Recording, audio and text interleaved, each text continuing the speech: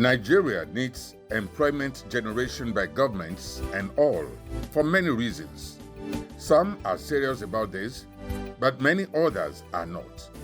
6:30 p.m. news highlights on YouTube page, Clearview TV every day, says it all. Subscribe now. And our full news comes up at 7 p.m. on DSTV channel 255, MITV Daily. Hello and welcome to Clearview Television. We are reaching you live from Nigeria's capital city, Abuja. I am Nkiru Owuli. For Nigerians to enjoy good governance, it is high time religious leaders showed keen interest in politics to ensure the emergence of quality leadership, transparency and accountability in the management of public affairs. This was the submission of some religious leaders who spoke with Clearview Television on whether it is appropriate for religious leaders to engage in partisan politics or not. Clearview TV's Nee Marisa now tells us more. The duty of a religious leader varies from faith to faith, but most often includes encouraging people to make a commitment to their faith and live according to its teachings, praying and helping others to pray, and explaining the meaning of the scripture and other religious writings. In Nigeria, recently, two major religious leaders have been in the news: Ahmed Abubakar Gumi, an Islamic cleric, scholar, and former military officer with the rank of captain after graduating from the prestigious Nigerian Defense Academy (NDA). Ahmed Gumi has been in the news for his several controversial interventions between kidnappers, bandits, victims, and government in solving insecurity issues in the country. The other is Reverend Father Ejike Mbaka, the founder and spiritual director of Adoration Ministry Enugu, Nigeria, Army.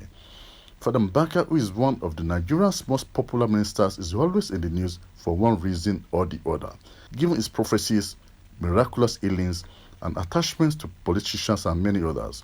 In recent times, comments from both Sheikh Gumi and Father Mbaka have raised doubt about their high religious offices and political neutrality, particularly as it relates to national security. This has led many to ask whether it is healthy for religious leaders to dabble into politics. Clearview sought the opinions of some Nigerians on this matter. When there's no good people, that society did not move well. So in politics, most especially particularly politics in Nigeria, is our religious leaders should involve and they'll stand by their truth. They can be on the play advisory role and tell their people to vote for whosoever they choose and not to force people to go into politics or to vote for a particular candidate. When it comes to politics, you shouldn't directly involve yourself because you have influence over the society at a point. It's not good because politics is a dirty game. And I think once you are there, your mind will be divided. There is no how you can really see Christ when you are there. Because they say if you can't beat them, you join them. Both Christians and Muslim religious leaders are of the opinion that religious leaders should take keen interest in politics and its outcome for the benefit of the people they minister unto. They noted that politics has become a way of life and cannot be separated from the affairs of the general society. It is the very right thing to be done. And I think that is the solution to our crisis now. Like I said earlier on, the people we need now are those who have the fear of God. If you look at Isaiah chapter 11 from verse 1, it talks about those who carry the Spirit of God.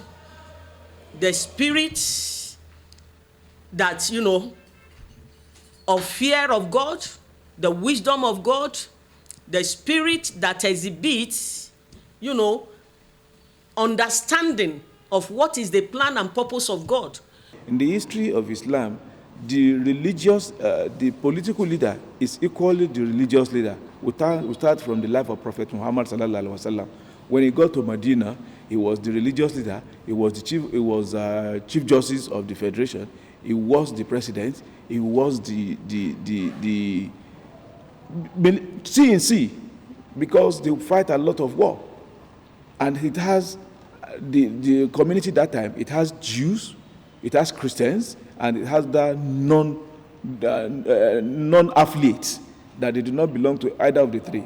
So it is about making the country or the community a better place. Although political leaders, including those that had ruled the country in the past or currently in office, are either Muslims or Christians, their impact on the Nigerian society, which appear to be mired in corruption, ethnic and religious sectionalism, calls to question their sense of patriotism and their oath of office. Although most of them are not directly religious leaders, their faith tends not to have much influence on the quest for good governance as preached by their religions. Niji Marayisa, report for Clearview Television. The race to the 2023 presidential election in Nigeria has taken off, and this is audible to the deaf and visible to the blind. An ads came in for the elective party offices at the forthcoming convention of the All Progressives Congress APC gather momentum. A national newspaper writes that North Central governors have agreed to work towards the zoning of the position of the APC national chairman to the zone. Clearview TV is therefore wondering what is happening to the presidential ambition of Governor Yahaya Bello of Kogi, a North Central state, because from all indications, a party chairman and a president cannot come from the same zone. According to the tabloid, Niger State Governor and Chairman of the North Central Governors Forum, Alhaji Abubakar Sani Bello, gave the indication for the zone's chairmanship's desire when he received in audience members of the North Central APC Stakeholders Forum on an advocacy visit to him at the Government House, Mina. According to him, there will be a rotation of positions as those allocated to the north will move to the south, while those in the south will move to the north. Governor Sani Bello said if the position is allocated to the zone, the governors would meet with stakeholders to decide the best candidate suitable to occupy it. He argued that in the past few years, the zone had not benefited much in the allocation of national offices, even as the zone produced the highest votes in recent elections. In his speech, the coordinator of the forum, Dominic Alancha, solicited for support for the candidacy of the former governor of Nasarawa State, Senator Umaru Tanko Almakura, for the national chairmanship of the party. The Niger State Governor Sani Bello and his allies, in their desire to have the APC national chairmanship zoned to the North Central, are already giving the impression that they do not support the presidential ambition of Governor Yahaya Bello. What do you think? Your comments on our YouTube page will be helpful to our series of political programs. Ahead of the elections, as captured by another national newspaper, a pressure group in the ruling All Progressives Congress APC, under the platform of the North Central Council of APC, has asked the Kogi State Governor Yahaya Bello to drop his presidential ambition to enable the region produce the next national chairman of the party. The group also asked the party to concede the presidential slot of the party to the southern part of the country. Addressing newsmen at the National Secretariat of the party in Abuja, the leader of the council, Dr. Qasim Mohammed, said in the interest of peace and national unity, the presidential ticket of the party should be considered to the south. Making case for the party's prime office for the North Central, Mohammed said the sitting president of the country, who is still left with 2 years to complete his 8-year tenure in office, is from the Northwest. The Northeast is currently occupying the position of the Senate President, and the only geopolitical zone in the North is left to the North Central, and for fairness and equity, the national chairmanship of the party should be zoned to the North Central. Let me quote Mohammed more from the tabloid. The North Central Council is equally appealing to the governor of Kogi State, His Excellency Yahaya Bello, to have a rethink over his 2023 presidential ambition, as it will be fair in the spirit of one Nigeria to allow the southern part of the country produce the next president come 2023. We strongly believe that conceding the presidential ticket of our party, the APC, to the southern part of the country would enhance equity and political justice. We believe that the Kogi State Governor is a true Democrat who believes in one Nigeria. End of quote. Clearview Television will be inviting the proponents of this theory, Dr. Kasim Mohammed, and a spokesperson of Governor Yahya Bello, to appear on our news and air their views. As earlier delivered, you can send your comments to this page. And was the meeting in Niger or Mina fair to the presidential ambition of Governor Yahya Bello, who is from the North Central Zone? Do you think he should drop his ambition or consolidate it? We want your comments. Rivers State Governor Wike has laid the worsening security and economic hardship in the country at the doorsteps of Nigerians.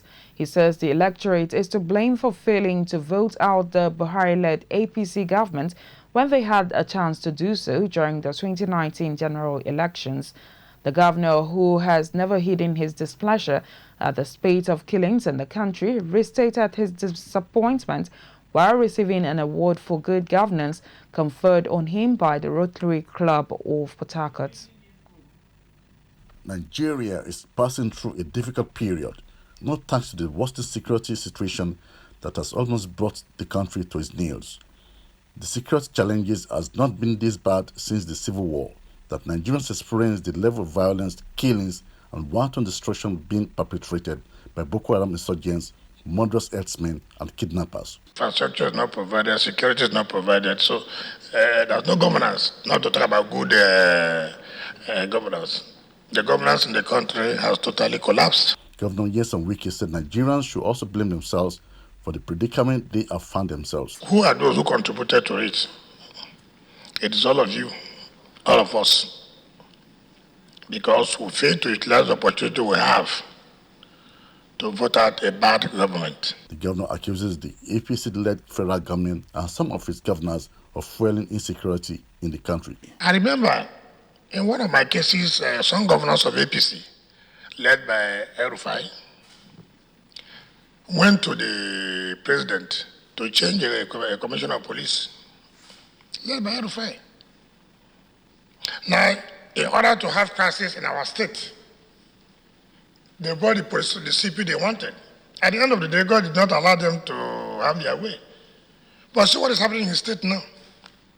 When you are plotting evil against somebody, evil will be facing you. And that's the problem El-Rufai is facing today in Kaduna State. Speaking earlier, the Vice President of the Rotary Club of Port Harcourt said they are in Government House, Port Harcourt, to honor Governor Wike for his laudable and sustainable developmental projects his administration has embarked upon across Rivers State. We are here today to honor Your Excellency with the 2019-2020 Rotary Good Governance Award. Do remember that you can subscribe to our YouTube channel, Clearview TV. You can like us on Facebook at Clearview Television. Follow us on Instagram at Clearview TV_Andy and on Twitter at Clearview Online.